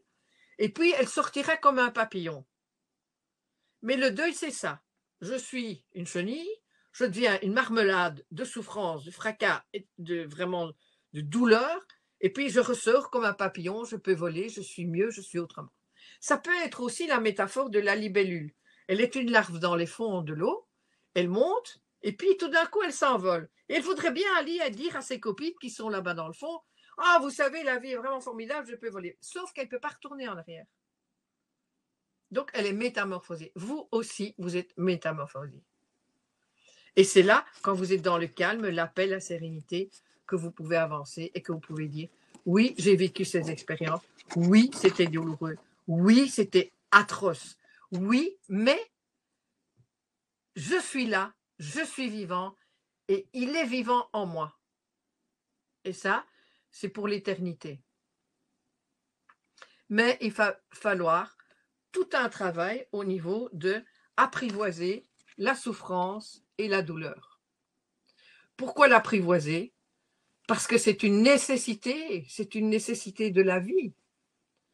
Alors maintenant, je voudrais bien savoir s'il y a des personnes qui ont quelques questions, et puis je vous ferai une visualisation sur la douleur et la souffrance. Il y a eu quelques questions. Il y a beaucoup de très très beaux échanges dans le chat. Alors, on est nombreux, on ne pourra pas prendre tous les cas particuliers et je ne reprendrai pas tous les témoignages que j'ai vus. Il y a certaines questions qui reviennent. Alors, il y a Nadine qui demande qu'est-ce qu'on peut faire techniquement quand on est dans un deuil bloqué ou dans un deuil inhibé. Attends, Une autre question. Vas-y. Oui, vas-y, oui. Dans un deuil bloqué, dans un deuil inhibé, c'est important de vous faire aider. Parce que vous n'allez pas y arriver tout seul. Et trouver une thérapeute qui va pouvoir vous aider parce qu'il faut remettre le deuil en route. Et il faut retraverser la douleur. Ce n'est pas si simple que ça. C'est de repartir de l'événement et puis de voir combien de temps ça a lieu. Et on remet tout doucement, parce qu'il faut jamais, il faut être doux avec le deuil. Et puis avec le deuil, il faut de la beauté aussi, il faut de la nature. Et le deuil, ça doit traverser de la beauté pour pouvoir se remettre en place. Et aussi, eh bien, la visualisation, la relaxation que je vais vous donner, ça va peut-être vous aider à essayer de le remettre en route. Ce qui peut faire aussi, c'est regarder des films, lire des livres, où vous sentez que l'émotion remonte.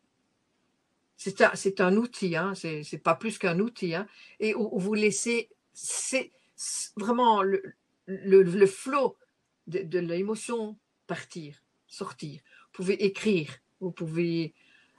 mais là, il faut vraiment se faire aider, se faire accompagner, mais par des personnes qui sont habilitées à ça. Et je suis très sensible à la personne et toutes les personnes qui parlent de ces deuils-là, parce que je sais combien c'est difficile de les remettre en route, mais combien c'est possible. Parce que le processus est un peu bloqué, probablement par un tas de choses qui ont eu lieu, et donc ces personnes, elles doivent pouvoir parler vraiment avec liberté totale. Parce que dans le deuil, on peut très bien avoir des deuils avec une relation qui a été très mauvaise, qui a eu de la haine, de la vengeance, etc. Ce sont des deuils très difficiles à faire. Alors, il y a quand même 2 ateliers qui vont être donnés. Donc, le premier, qu'on va travailler sur les deuils plus personnels. Et le deuxième atelier, on va faire des rituels. Et on va faire ce fameux rituel du laisser partir et de récupérer l'héritage des personnes. Ok, y a-t-il autre chose? Alors, je fais une toute petite digression justement à propos des ateliers avant de prendre les questions suivantes. Nora nous propose 2 ateliers, donc vous pouvez voir au-dessus du chat ou en dessous de la vidéo si vous nous regardez en replay, pour pouvoir justement accéder à cette offre-là. Le premier atelier aura lieu le jeudi 19 novembre à 20h30 et il sera justement question de cheminer au travers du deuil et d'outils de reconstruction. Le deuxième atelier aura lieu le jeudi 3 décembre à 20h30 et là, Nora nous proposera des rituels justement pour s'apaiser et nous aider à traverser ces phases de deuil-là. L'un comme l'autre, comme toujours lorsqu'on propose des ateliers sur l'Académie de la Nouvelle Vie, seront disponibles en replay. Donc, si vous êtes disponible le jour J, vous pouviez y accéder, y assister et interagir via le chat comme vous le faites ce soir si vous êtes connecté avec nous. Si ce n'est pas possible à ce moment-là pour vous, à ce moment-là, vous pourrez de toute façon accéder en replay aux 2 ateliers ou à l'un des 2 si vous choisissez de n'assister qu'à l'un seul des 2 ateliers. Petite spécificité de cette conférence-là, je vous en parle juste après. Et si vous avez des questions à ce moment-là, via votre espace membre sur le site de l'Académie, vous pourrez poser toutes vos questions à Nora qui pourra vous répondre. Et justement, sur cette conférence-là, vous avez la possibilité de choisir de vous inscrire pour le premier atelier, donc cheminer au travers du deuil et se reconstruire, ou pour le deuxième atelier à propos de rituels, ou pour les 2 ateliers. Donc, si vous regardez que vous cliquez sur l'offre qui est maintenant disponible au-dessus du chat ou en dessous de la vidéo, il y a plusieurs options qui sont possibles. Le pack juste atelier 1, à 37 € si vous souhaitez pouvoir le revisionner autant que vous le souhaitez, sans téléchargement, à 57 € si vous souhaitez avoir une version vidéo et une version MP3, donc audio, de l'atelier qui serait téléchargeable à ce moment-là. Vous avez un pack atelier 2 qui concerne uniquement le deuxième atelier, où les tarifs sont les mêmes, 37 € sans téléchargement, 57 € si vous souhaitez pouvoir les télécharger. Et si vous descendez encore un peu, vous avez la possibilité de vous inscrire pour les 2 ateliers en même temps. Donc, sans téléchargement, vous pouvez soit en une fois pour 67 €, soit en 2 fois 33,50 € vous inscrire. Et si vous souhaitez à ce moment-là pouvoir télécharger les 2 ateliers, les prix sont de 97 € ou 2 fois 48,50 €. Donc je me permets d'insister un peu parce que justement, là, vous avez vraiment le choix de vous inscrire sur l'un ou sur l'autre ou sur les 2 ateliers selon ce qui est le plus juste pour vous. Et comme tout est disponible en replay, si vous vous inscrivez à l'un des 2 et que finalement vous vous rendez compte que vous avez besoin de l'autre, ça sera aussi possible de le faire sans aucun souci. Donc si vous avez des questions par rapport à ça et à ces points techniques-là, n'hésitez pas à me les poser dans le chat. Je te demanderai après, Nora, peut-être de nous expliquer un petit peu plus de quoi il est question dans les ateliers. Est-ce qu'on commence par ça ou est-ce que je prends une autre question? Qu'est-ce que tu préfères? Moi, j'aimerais bien encore une autre question. Oui, ça va, pas de souci. Une autre question, il y a eu pas mal de choses, plusieurs échanges à propos du soutien. Est-ce que on a vraiment besoin parfois d'être isolé, mais parfois pas? Plusieurs personnes qui demandent comment est-ce qu'on peut soutenir un proche ou quel serait le meilleur soutien dont on pourrait avoir besoin de la part de nos proches, qu'ils soient endeuillés ou non, pour nous aider à traverser ces phases-là. Comment est-ce que je gère les moments où j'ai besoin d'être seule et les moments où j'ai besoin d'être en groupe ou en communauté?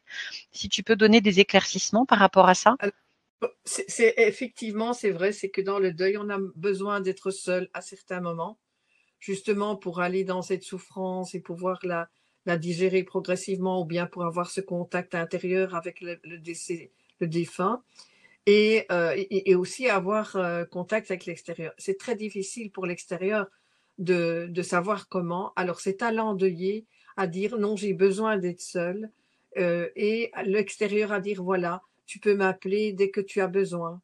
Mais de voir aussi de dire si on est un peu, on voit que ça ne va pas très bien, de pouvoir lui dire écoute, je te laisse seul pendant 2 heures ou 3 heures, mais je t'appellerai.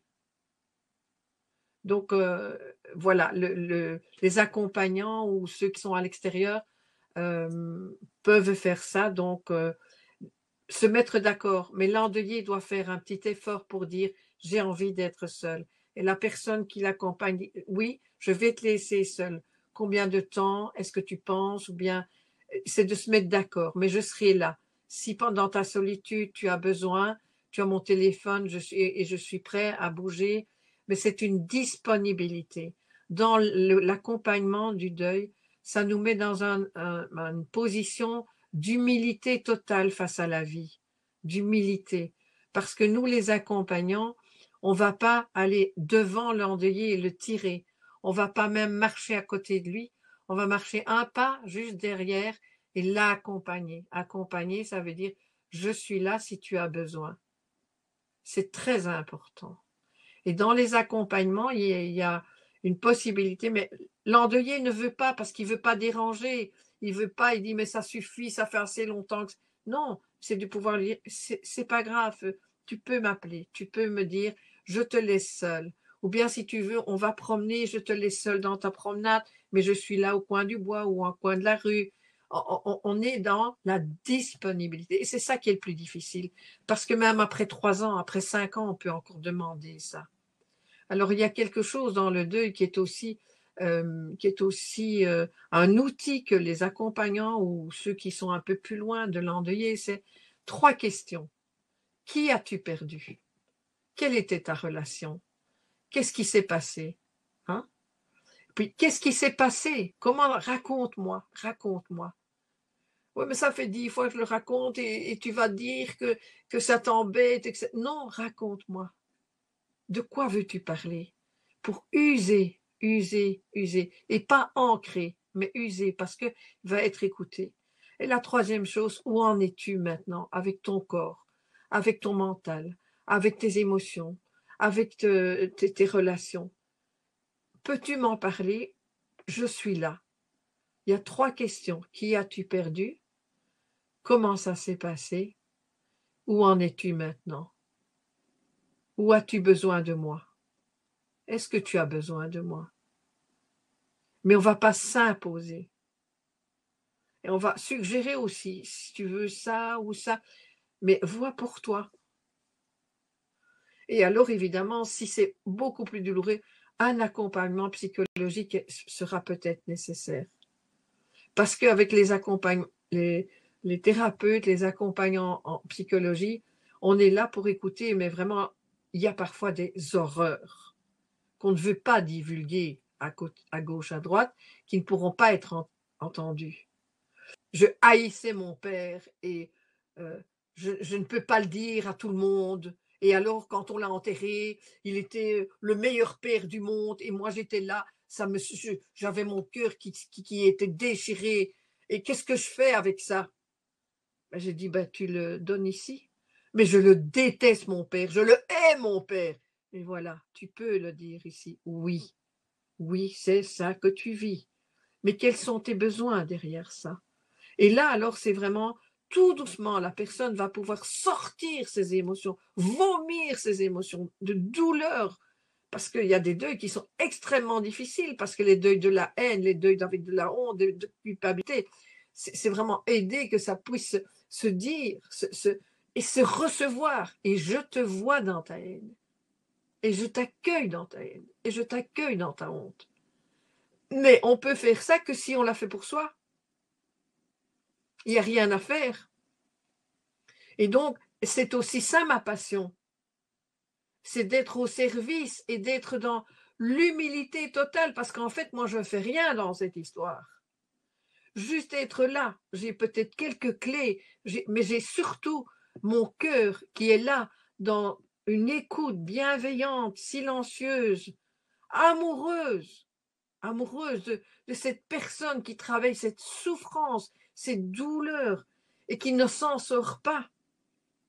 Et voilà, je suis au service de ça.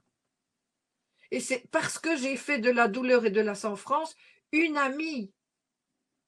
Pour moi, c'est une amie. Et donc, maintenant, elle la boit plus trop longtemps quand ça se passe. Puisqu'elle sait bien que je vais prendre du temps pour elle.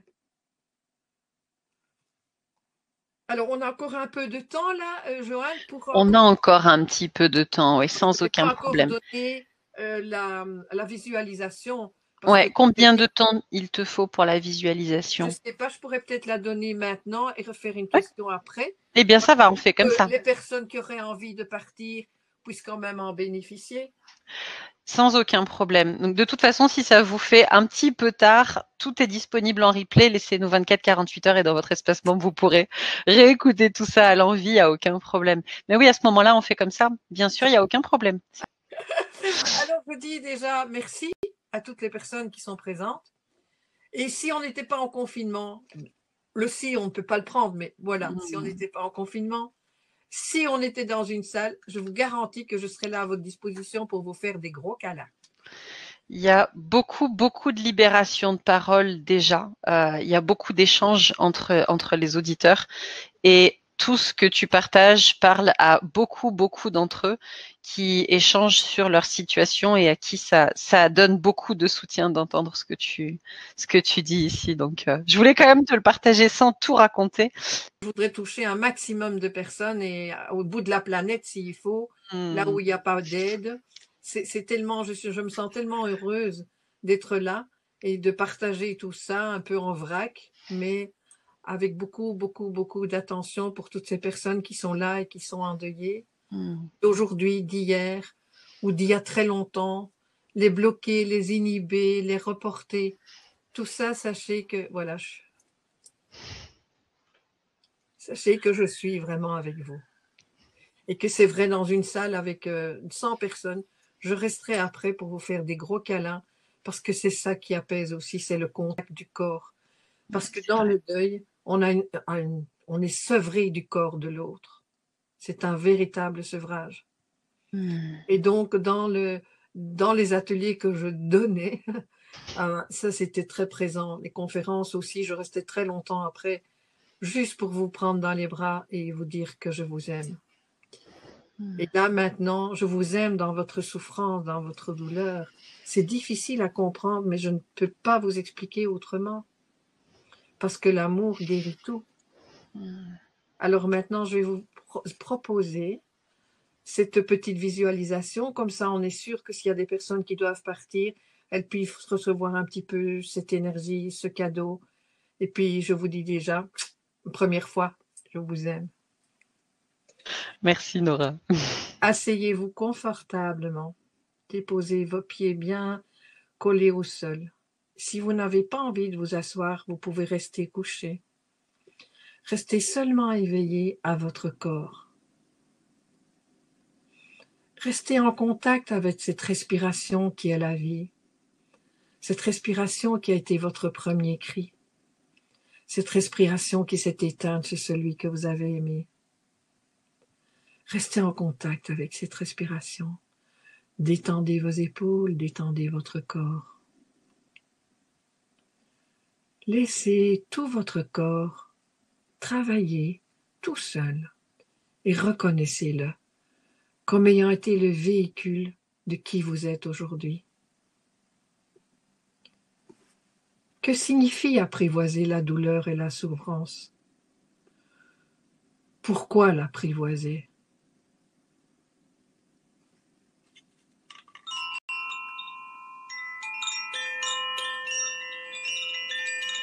Écoutez ces sons qui sont là pour vous consoler, qui sont là pour vous soutenir, qui sont là pour vous faire respirer.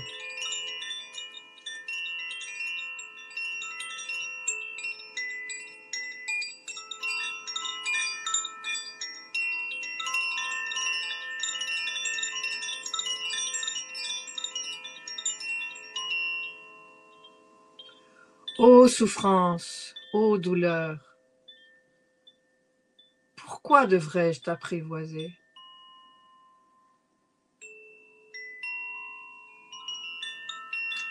Parce que si tu te bats contre moi,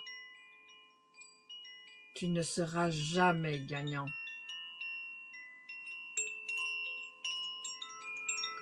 Ô souffrance, ô douleur, ça fait mal. Pourquoi t'apprivoiser? Parce que si tu t'accroches à moi, tu seras aussi perdant.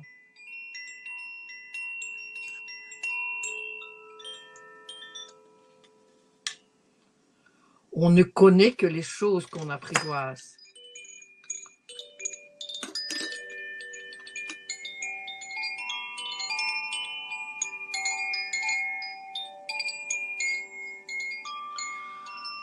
Alors, que faut-il faire?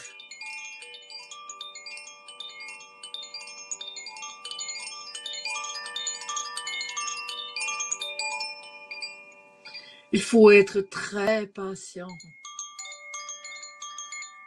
Chaque jour, tu t'assiéras là, en silence, en respirant, en sentant ton corps.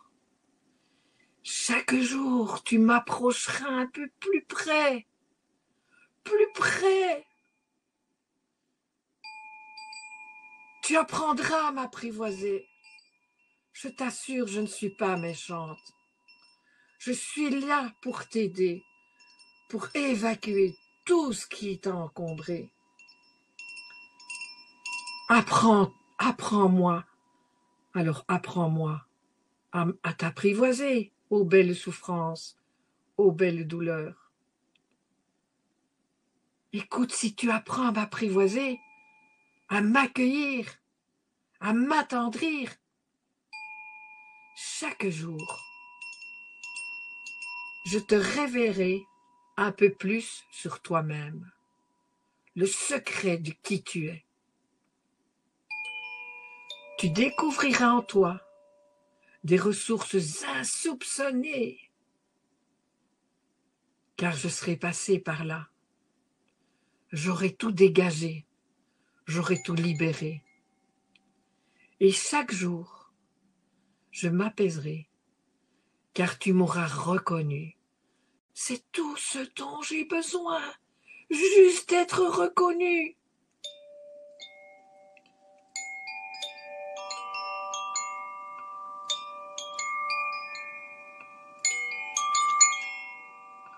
Tu m'auras offert une petite place, je ne t'en demande pas beaucoup, afin que je te délivre le message qui te révélera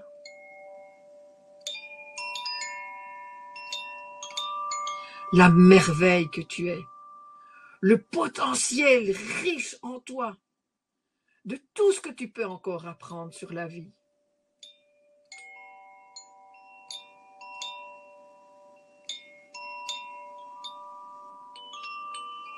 Tu comprendras et tu ressentiras surtout que celui ou celle qui a terminé sa vie, qui a abandonné son manteau physique sur cette terre, a seulement perdu cette enveloppe visible. Elle ne l'est plus utile. Elle est juste matérielle. Et que par la brèche que je viens d'ouvrir dans ton cœur, pardonne-moi de d'avoir fait mal, mais s'infiltrera l'intensité de l'amour que tu as partagé avec elle ou avec lui.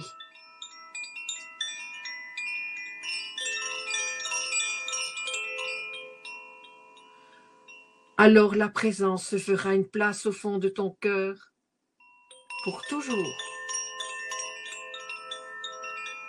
Pour toujours. Pour toujours. Car le lien que tu as vécu vivra éternellement, car il ne meurt jamais. Je te laisserai une clé pour t'aider à me lâcher, car j'aurai terminé ma mission, celle de te rendre à nouveau vibrant et vivant à toi-même et au vivant et au vivant de celui que tu ne vois plus, mais que tu ressentiras jusqu'à la fin de ta vie sur Terre.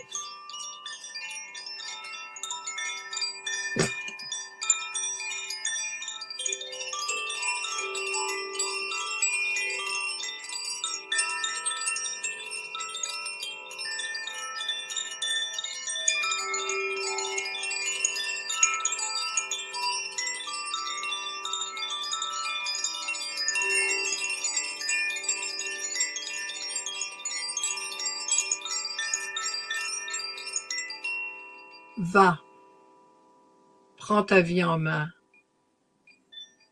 ne m'oublie pas et ne t'oublie pas.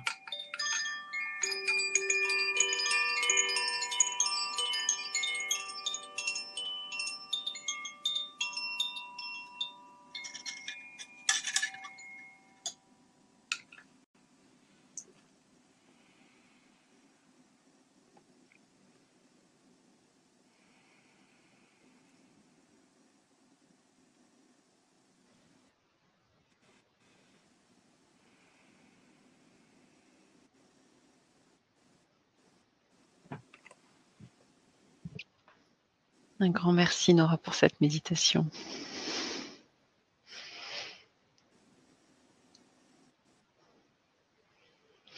Et pour les sons du carillon, rajoute Daniel Alexa. Ça l'a beaucoup apaisé. Des frissons, et ça a beaucoup remué, effectivement. C'était vraiment touchant. Beaucoup de gratitude.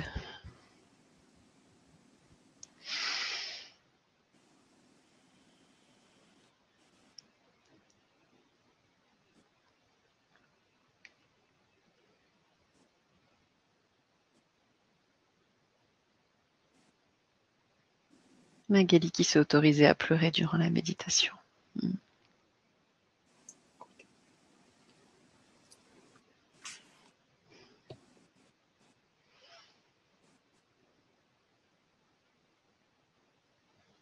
Magie, beauté, profondeur.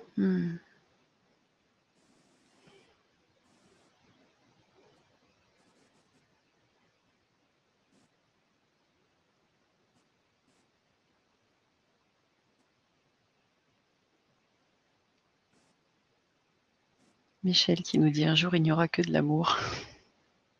Ouais, j'aime cette idée.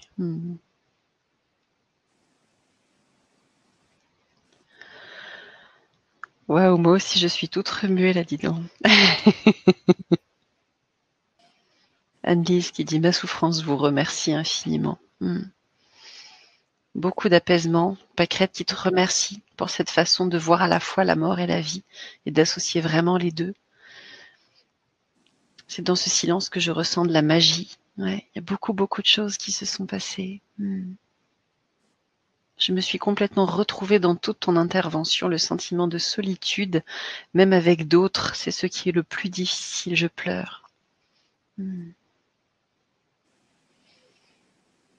Grande force et paix intérieure, merci pour ce partage. Ouais. Je suis aussi émue, hein, parce que chaque fois que je fais cette méditation, au début, les gens ont un peu peur. Mais j'ai tellement reçu ça dans un moment de tellement grande souffrance, mais aussi de tellement grand amour et de tellement de lumière, et que j'ose la donner maintenant parce que je sais que ça peut aider. Et si les personnes qui pleurent ou qui ont pleuré, là, sachez que je suis avec vous, et laissez couler vos larmes, ce sont des diamants d'amour.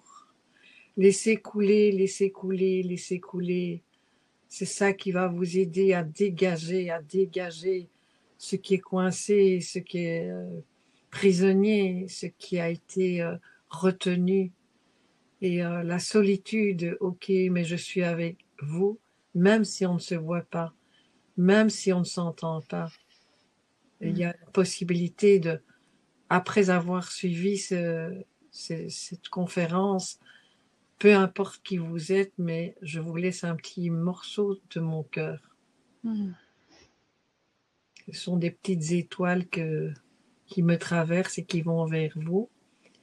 Et malgré que nous nous sommes séparés par un écran, je sens bien l'énergie qui est présente.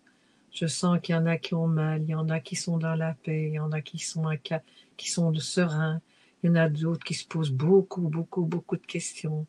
Puis il y en a qui ont vraiment mal parce qu'ils ne savent pas comment s'en sortir. Avec toutes ces personnes, je suis présente. Et c'est là que je suis heureuse d'être avec vous. Et je suis tellement bouleversée parce que cette relaxation me prend toujours de la tête aux pieds. J'ai beau la refaire chaque fois, c'est quand c'est donné comme ça de l'invisible, ça vous touche à chaque fois, ça ne peut pas devenir quelque chose qui se fige. Alors voilà, je voudrais savoir s'il y en a qui ont encore quelques questions. S'il y en a qui veulent quitter, je leur dirai au revoir. Et peut-être à plus tard. J'ai juste envie de te partager le témoignage de Samsara qui, au-delà de la perte d'un être cher, suite à cette méditation, dit « Je suis malade, je suis alitée depuis plus de 2 mois et j'ai enfin réussi à parler à ma douleur. » Alors c'est Samsara qu'elle s'appelle? Oui. Alors Samsara reçoit vraiment tout mon amour pour t'accompagner. Vraiment, si tu es dans ton lit, je suis avec toi. Et oui, ta douleur, tu peux lui parler. Elle va t'aider aussi. Bon courage, Samsara. Merci. Si tu veux prendre une dernière question, une qui revient quelquefois, concerne la difficulté. Il y a 2 personnes notamment qui disaient la perte d'un parent, c'est quelque chose que je ne suis pas capable de traverser. Une autre personne qui dit ils sont pas encore décédés, mais mon papa est très affaibli et avant même qu'il ne soit parti, je suis déjà tellement mal, je suis déjà tellement sûre de ne pas être capable de traverser ça. Oui. Si tu as un apport à faire par rapport à ça. Oui, bien sûr. J'ai des apports à faire à tout, Je me doute. sauf certaines choses. Mais perdre un parent, c'est perdre celui qu'on connaît depuis plus longtemps, le plus longtemps. C'est vrai. Et celui avec qui on a traversé des moments difficiles aussi, hein, et des moments joyeux et des moments heureux. Mais le perdre, c'est perdre son bâton, c'est perdre son rue d'origine, et puis ça nous plonge dans notre propre mort à nous. Parce que nous, on va disparaître par après eux. Tant qu'ils sont encore là, on n'y pense pas trop. Ouais. Alors, ce qui est important, je ne sais pas comment s'appelle cette personne qui dit qu'elle a peur, qu'elle ne va pas le traverser. Ouais. Il y a deux personnes qui ont fait ce retour-là. Alors attends, je vais essayer de te retrouver les noms. Et vous êtes drôlement bavard, il y a beaucoup de choses à remonter. Qu'elles se reconnaissent, mais il faut qu'elles parlent à leurs parents. Et si elles ne savent pas parler à leurs parents, qu'elles écrivent tout ce qu'elles ont sur le cœur. Et qu'elles fassent ça par petits morceaux, pas écrire à une tartine, mais faire ça par petits morceaux. Je vais vous donner juste un témoignage de deux garçons, deux fils, que la mère était en train de décéder et la mère, elle était bien prête à partir. Un des deux est régulièrement venu chez moi parce qu'il n'arrivait pas à lui parler. Mais l'autre n'arrivait pas à lui parler, mais il ne voulait pas. Et celui, disons que A, hein, est venu chez moi et je l'ai vraiment accompagné pour accompagner sa maman. Et vraiment, il revenait, c'était très dur, puis il arrivait à lui parler, à lui écrire des petits mots. Et l'autre, il voulait rien entendre. Qu'est-ce qui s'est passé quand la mère est décédée? Celui qui n'avait jamais parlé est tombé dans une culpabilité énorme. Il s'est tapé la tête, il a fait un burn-out, il a fait une dépression, il n'en sortait pas parce qu'il voyait que son autre frère, son frère, allait beaucoup mieux. Enfin, il traversait quand même, puisque je continuais à l'accompagner. D'où l'accompagnement est très important. Et déjà, si vous vous dites déjà, je ne pense pas que je vais pouvoir traverser ça, sachez que si ça arrive, vous le traverserez parce que vous avez les ressources à l'intérieur de vous. Vous avez la résilience, vous avez le cadeau. Mais si vous allez le chercher en parlant avec votre père, que vous lui dites tout ce que vous ne lui avez pas dit, que vous écoutez ce qu'il vous dit, s'il ne sait plus vous parler, mais tenez-lui la main. Et c'est ça qui est si terrible aujourd'hui, qu'on ne peut pas aller les accompagner, parce que dans cette main que l'on tient, c'est encore un filet de vie que l'on ressent et à qui on transmet tout ce qu'on n'a pas pu dire avec des paroles. Alors je vous souhaite vraiment, vraiment bon courage. Il y a un livre de Christophe Fauré qui dit accompagner les personnes en fin de vie qui pourraient peut-être vous aider. Mais moi, c'est ma référence, mais il y en a peut-être d'autres. Accompagner les personnes en fin de vie, ça vous dira aussi qu'il faut parler, qu'il est temps de parler et de dire tout ce qu'on n'a pas pu dire, mais surtout d'écouter l'autre qui va peut-être vous dire avec les yeux, avec un regard, avec la main ou avec le corps qui dira qu'il est heureux d'avoir entendu ça avant de partir. C'est très, très important. Et c'est vrai que c'est difficile de perdre ses parents. C'est très difficile parce que, bon ben, c'est avec eux qu'on a commencé la vie, hein. Ouais. On les connaît depuis toujours, c'est vrai. C'est la seule personne qu'on connaît depuis toujours, hein. C'est vrai, ouais. Et je vous souhaite vraiment cette belle rencontre et cette bonne connexion avec eux, parce que c'est ça qui va vous aider pour traverser le deuil et avancer. Mais peut-être vous aurez besoin d'aide, de soutien, d'accompagnement, de suivi. En tout cas, je réitère, Joanne, que s'il y a des personnes qui demandent mon mail, tu peux leur donner, mais pas le donner comme ça ici dans le chat. Ouais, non, t'inquiète pas. Ça, pour le coup, on gérera. Enfin, oui. ça, y a, Et voilà. alors, quand ils m'écrivent, ils disent, ben voilà, j'ai été à votre conférence. Alors, je ne dis pas que je les suivrai vraiment. Ouais. Mais ça me permettra aussi, s'il y a de la demande, de recréer de nouveau une conférence et de créer surtout des ateliers. En tout cas, j'ai envie de passer sur le web, ça c'est certain. Ouais, non, je comprends ça tout à fait. De la demande, il va probablement y en avoir. il y a des questions qui ont été posées ce soir sur lesquelles on n'a pas forcément eu le temps de s'arrêter, sur le deuil lié au suicide, sur le deuil lié à la perte d'un enfant, sur tout un tas de choses comme ça, sur la difficulté de communiquer quand il y a une blessure d'abandon qui est déjà présente, tout un tas de choses comme ça. Ça commence à faire long, on n'aura pas le temps de répondre à tout le monde. Tu m'avais dit… Est-ce possible de les collecter, toutes ces choses? Alors, on va essayer de les collecter, mais de toute façon, il y a probablement une partie des réponses qui vont se retrouver dans les ateliers. Quand on était en préparation, tu me disais que justement, ça allait être des temps sur lesquels ça allait être plus facile d'échanger plus spécifiquement sur les sujets abordés par les personnes qui allaient nous écouter. Oui. Donc, presque pour l'instant, en tout cas, j'ai envie de proposer ça. Comment cheminer à travers d'un deuil particulier. Pour le coup, c'est vraiment spécifiquement les thèmes que tu avais envie d'aborder dans le premier atelier. Il y a une personne tout à l'heure qui posait une question sur est-ce que c'est plus facile quand il est question d'une incinération ou d'un enterrement, ou est-ce qu'il y a une différence? Ça fait peut-être partie des questions aussi qui vont être abordées sur le deuxième atelier sur les rituels. C'est ça va être abordé plus facilement dans l'atelier. Parce que c'est très, très personnel, ça. C'est pour ça, oui. Voilà. Alors, peut-être qu'après, on remettra des ateliers. Mais en tout cas, il y a un projet qui est en moi, c'est de passer vraiment des conférences très spécifiques sur le deuil du suicide. Parce que le suicide, ça peut être à tous les âges, de toutes les manières, etc. Ouais.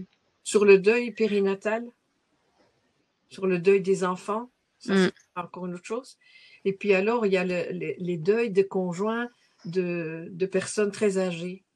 Tu vois, c'est pas encore prêt, mais ce seraient des thèmes de conférences qui pourraient avoir lieu. Mais je ne passerai pas toujours à l'Académie Nouvelle Vie. Non. Moi-même, je pourrais aussi mettre des webinaires, par exemple, une fois tous les mois. Mais c'est en récoltant toutes ces questions, en récoltant tous ces témoignages, que moi, je vais pouvoir répondre à ce qui est là, plutôt que de vouloir donner quelque chose dont on n'a pas besoin. Oui, non, je comprends tout à fait. Je comprends tout à fait.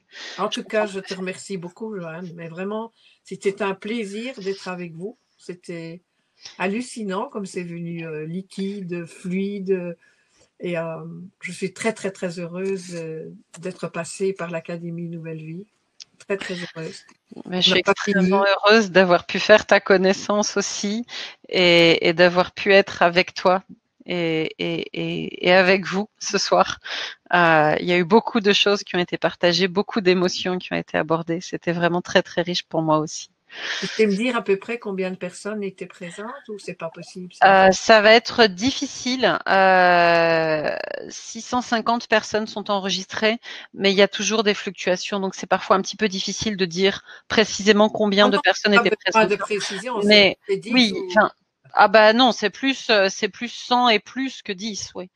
Oui. Là, tout de suite, alors qu'on est à 1h50 de diffusion, il y a encore 80 personnes qui sont connectées en direct. Donc, non, c'est c'est un sujet qui parle à beaucoup de gens. Oui. Voilà. Bon, donc, c'est aussi pour moi savoir comment est-ce que je peux avancer, puisque mon désir, c'est d'avoir vraiment, de toucher un maximum de personnes. Je comprends. Voilà. Je comprends.